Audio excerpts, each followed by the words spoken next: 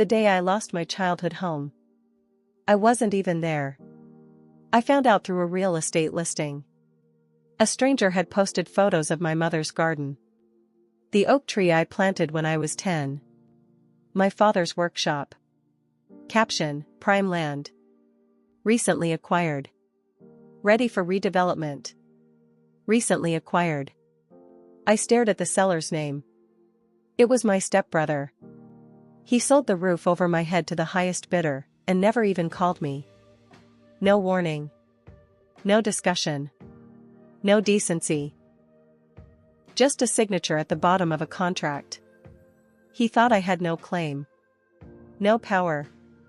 No way to fight back. But what he didn't know was that my father never trusted paperwork left unfinished. And he definitely never trusted greed. That house wasn't just wood and concrete. It was my mother's laughter in the kitchen. It was my father teaching me how to sand old wood until it felt new again. It was the only place that ever felt like mine. And he sold it like it was nothing. That's when I made a promise. I wasn't just going to fight for the house. I was going to dismantle the betrayal. And by the time I was done, he would understand something very clearly. Family land doesn't forget who it belongs to. My stepbrother Daniel entered our lives when I was 14. He was charming. Smooth. Always smiling just a little too long. When my father passed away 3 years ago, Daniel stood beside me at the funeral, holding my shoulder like we were united. But he wasn't grieving. He was calculating.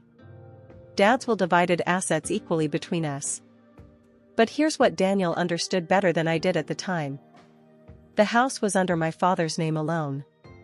And after Dad remarried, paperwork changed. Titles shift quietly when no one is watching. Daniel convinced his mother to transfer temporary authority for estate management. I trusted him. I thought we were protecting Dad's legacy. Instead, he was preparing to liquidate it. 6 months later, I moved out temporarily for work. 2 months after that, the house was gone. Sold to a development company planning luxury vacation cabins. Daniel called me once. You weren't living there. It was just property. Time to move on. Just property. That sentence echoed in my head for weeks. But something didn't sit right. My father was meticulous. Obsessive, even. He once told me, land is the only thing that outlives pride. Protect it. So I started digging. And what I found changed everything. There's an old desk my father refused to throw away. Solid oak. Heavy. Scratched by time. It was sitting in a storage unit with the rest of the unimportant things Daniel didn't bother taking. I don't know what made me open the bottom drawer. Maybe instinct. Maybe anger. Maybe hope. Inside was a sealed envelope with my name on it. Not in legal format. Just in my father's handwriting. Inside were photocopies of land deeds, dated 27 years ago. Before Daniel. Before the second marriage. Before everything changed. The property wasn't just a house. It sat on 2 separate land parcels. One of them, the larger piece, was transferred into a family trust. And the beneficiary listed was me. Not the house. The land underneath it. My father had separated the soil from the structure. Daniel had sold the building. But the ground? The ground was never his to sell. And without land rights, there is no development. No permits. No construction. No profit. That's when my grief turned into strategy. Daniel thought he sold a dream to developers. But legally? He sold them air. And I was about to remind everyone who actually owned the earth beneath their feet. I didn't confront him. Not yet. Instead, I disappeared. For 3 months, I studied property litigation, easement rights, trust enforcement, Title fraud. I met with a real estate attorney who raised his eyebrows the moment he saw the documents. If this trust is valid, he said slowly. They built their contract on unstable ground. Good. Let it shake. The development company had already invested in planning. Architects hired. Promotional ads released. Daniel had probably spent his share already. He always spent fast. I filed a formal notice of beneficial land claim. Quietly. No drama. No social media. Just paperwork. Within 2 weeks, construction permits were frozen. Investors started asking questions. Daniel called me for the first time in months. "What did you do?" he demanded. I answered calmly. "I protected what Dad left me." He laughed at first. "You're bluffing." But legal notices don't bluff. And neither do trusts filed decades earlier. The development company requested an urgent meeting.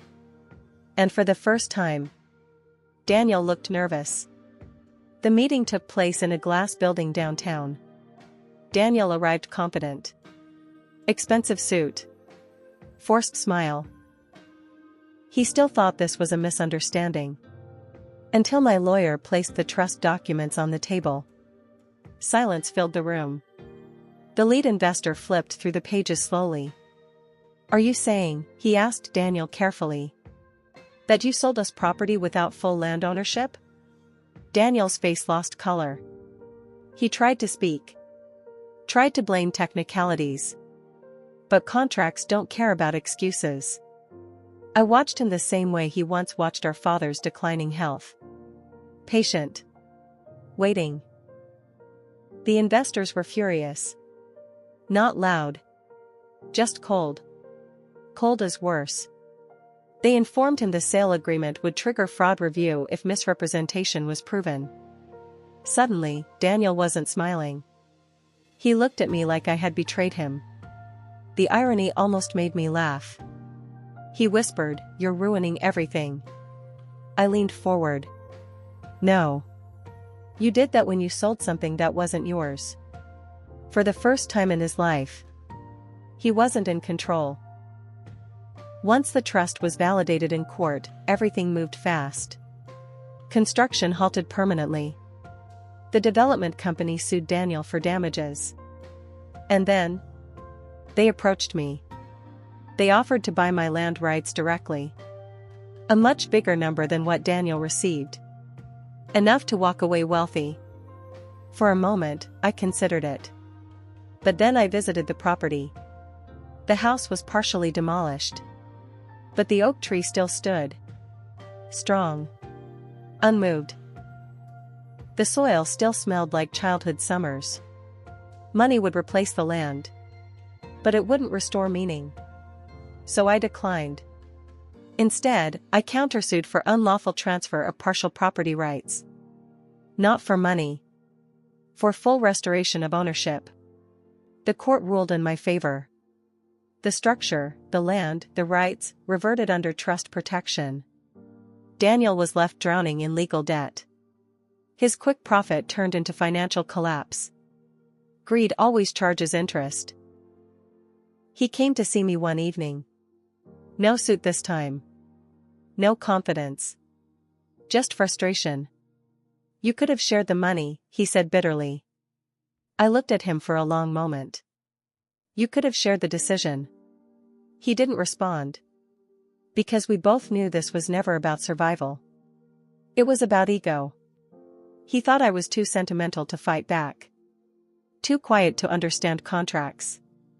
Too emotional to be strategic. He underestimated the wrong person. Before leaving, he muttered, "It's just land." I shook my head. "No. It's legacy. And legacy isn't something you auction off." Restoration took time. The house couldn't be fully saved. But parts of it were rebuilt. Not modern cabins. Not luxury rentals. A small heritage home.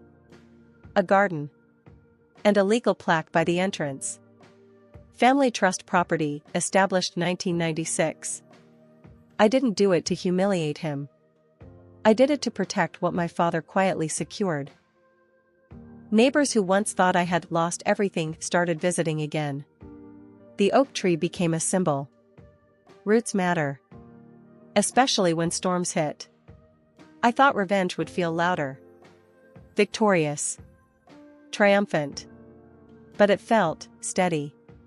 Like standing on firm ground after months at sea. Daniel moved away. We don't speak anymore. And strangely, I don't hate him. Because in trying to erase me from the story, he forced me to understand it fully. He taught me contracts.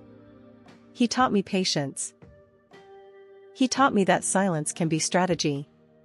Most importantly, he reminded me what my father meant when he said, "Protect the land. It protects you back." People think betrayal destroys families. Sometimes it reveals them. Blood doesn't guarantee loyalty. And paper doesn't guarantee ownership. But truth? Truth leaves a trail. My stepbrother sold my childhood home for quick profit. He thought I would cry. Disappear. Accept it. Instead, I studied. I filed. I waited. And I reclaimed what was never his to sell. Because legacy isn't just memory. It's responsibility. And if someone ever tries to sell your roots for cash, make sure they remember something very clearly. The ground remembers who planted it. And it always answers to the right name.